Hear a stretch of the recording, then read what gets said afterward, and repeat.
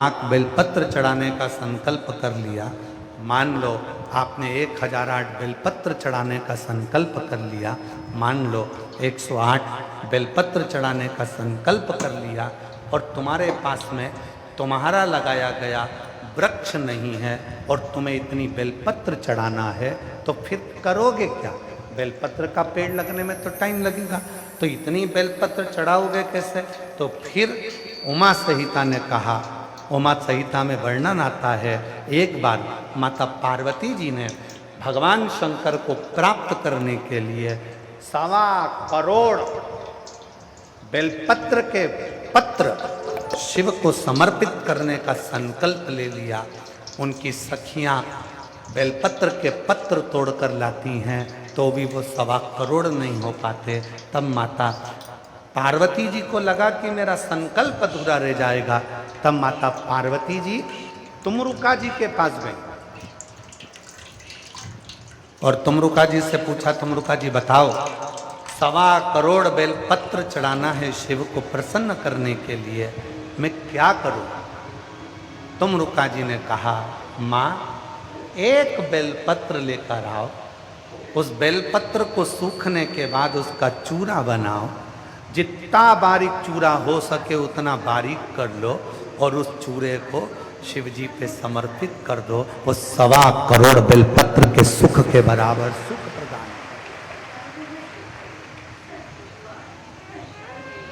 एक बेलपत्र के पत्र में भी वो फल है, वो लाभ है जो 1.25 करोड़ बेलपत्र के बराबर सुख हमको प्रदान कर। एक बेलपत्र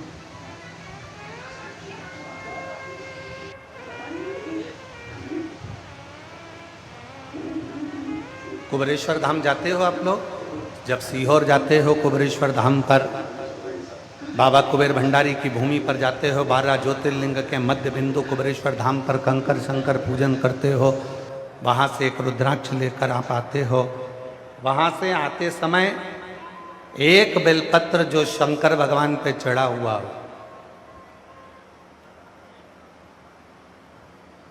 कंकर शंकर शिला पर चढ़ाओ, शिवलिंग पे चढ़ाओ, या कहीं कंकर की पूजन हुई हो वहां पर भी अगर कोई चढ़ा हुआ बेलपत्र तुम्हें मिल जाए उसको लेकर आओ और उस बेलपत्र को सुखा कर रख लो। उस बेलपत्र को सुखा कर रखो। जब लगे तुमको कि मेरा ये वाला काम उलझ रहा है, मेरा ये काम अटक रहा है, उस बेलपत्र का थोड़ा सा चूरा मुख में लेकर उस व्यक्ति से बात करने चले जाओ, 3 महीने के अंदर वो कार्य पूर्ण होकर रहता है। एक बेलपत्र में वो सुख है, एक बेलपत्र में वो फल है, एक बेलपत्र का वो लाभ है जो हमारे जीवन को आनंद की अनुभूति करा दे। यहाँ मेरी बहुत सारी जीजियाँ बैठी हैं, बहनें बैठी हैं, मेरे जीजा बैठे हैं, मेरी बेटियाँ बैठी हैं, मेरे बेटा, मेरे बुजुर्ग माँ बाप बैठे हुए हैं, माता पिता बैठे हैं। करबद्ध निवेदन करूँ,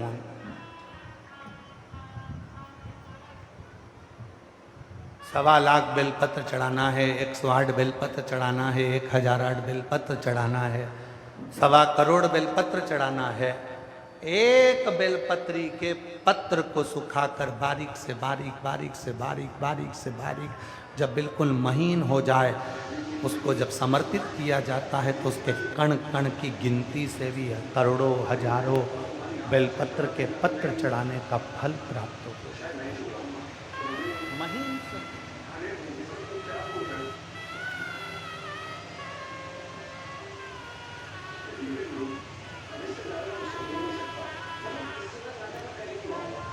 आचार को सुरक्षित रखना है। मेरी सारी जीजियाँ बैठी हैं, अब आम आना चालू हो गए, केरी आना चालू हो गई। आम आएंगे, केरी आएगी, आप लोग अचार डालेंगे।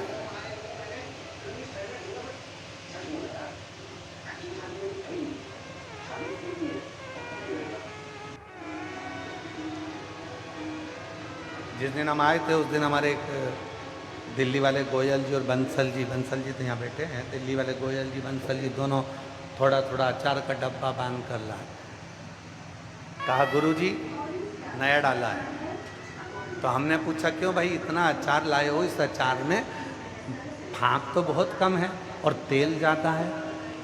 तो वो गोयल जी की धर्म पत्नी बोली, ये जितना तेल में डूबा रहता है उतना सुरक्षित रहता है। हमने कहा वाह, कितनी सुंदर बात कही। अचार तेल में डूबा रहेगा, सुरक्षित रहेगा। मुरब्बा चाशनी में डूबा रहेगा, सुरक्षित रहेगा। और संसार का मनुष्य शिव कथा में डूबा रहेगा तो सुरक्षित रहेगा। जो भगवान की भक्ति में डूबा है, हम ये कभी नहीं बोले कि आप शंकर की शरणागत, हम कहते हैं तुम राम को भजते हो तो राम को भजो, आप कृष्ण को भजते हो तो कृष्ण को भजो, आप शिव को भजते हो तो शिव को भजो, आप जगत जननी दुर्गा भवानी को भजते हो तो जगत जननी दुर्गा भवानी को भजो। आप जो आराधना, जो साधना आप दिल से करते हो, आपकी जो मर्जी हो वो भजो, पर उसमें डूब जाना, उसमें जितने डूबते चले जाओगे उतने सुरक्षित होते चले जाओगे, उतने सुरक्षित डूबना।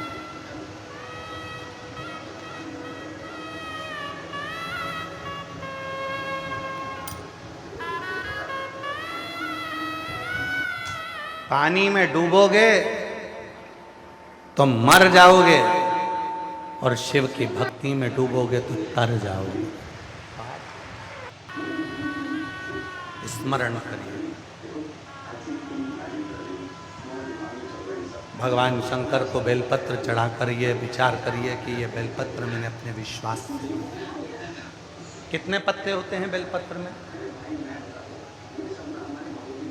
3।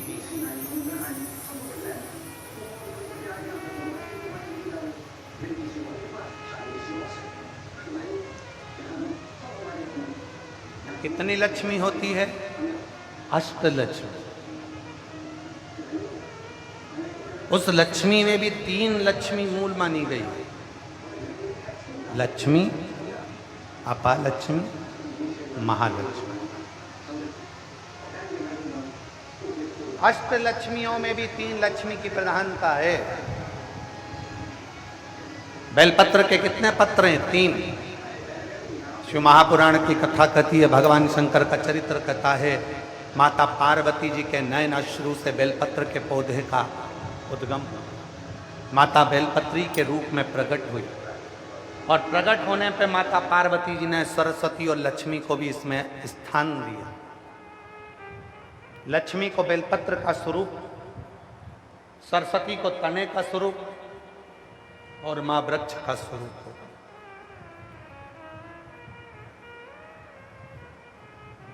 जब ये बेलपत्र शिव जी की साक्षी में माता पार्वती जी के सम्मुख में आया, तब मां जगत जननी पार्वती जी ने कहा कि ये लक्ष्मी। उसी समय पर भगवान शंकर ने इस बेलपत्र के एक पत्ते को 3 पत्र कर दिया। ये लक्ष्मी के 3 स्वरूप, लक्ष्मी, अपालक्ष्मी, धनलक्ष्मी।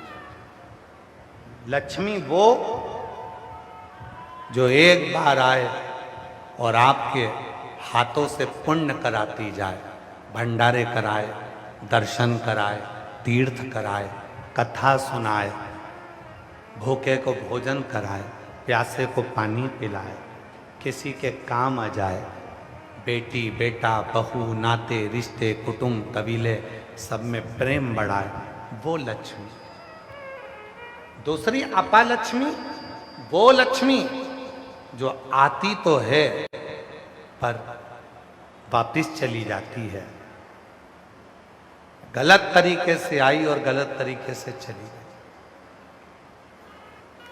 और तीसरे नंबर पर है धन लक्ष्मी, वो लक्ष्मी जो एक बार घर में आ गई तो 1 साल 2 साल नहीं, वो 7 पीढ़ी तक टिकती है। उसको धन लक्ष्मी कहा।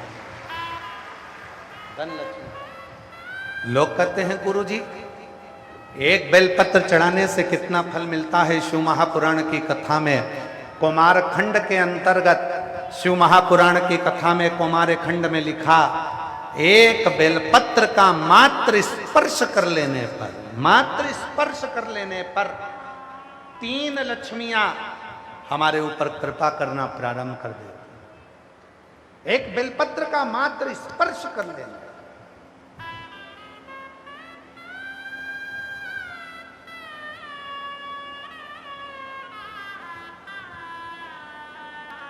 केवल स्पर्श।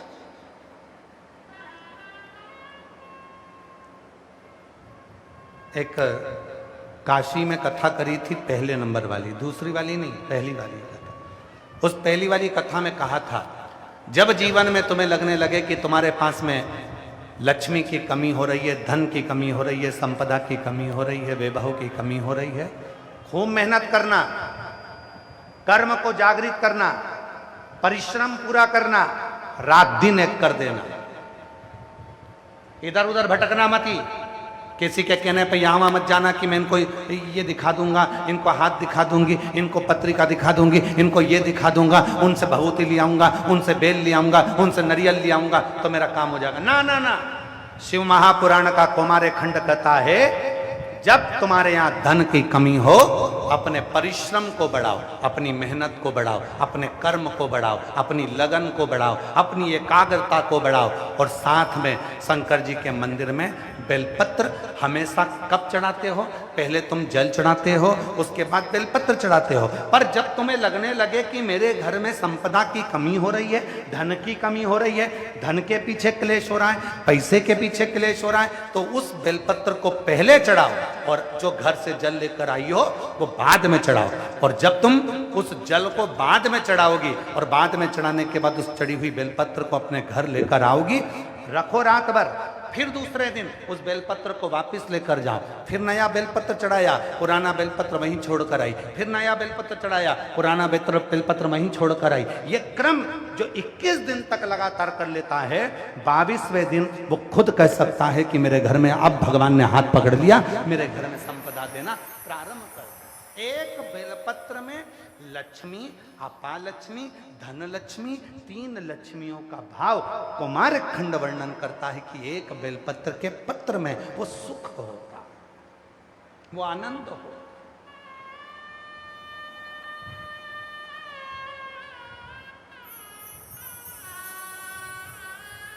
और जो जैसी भावना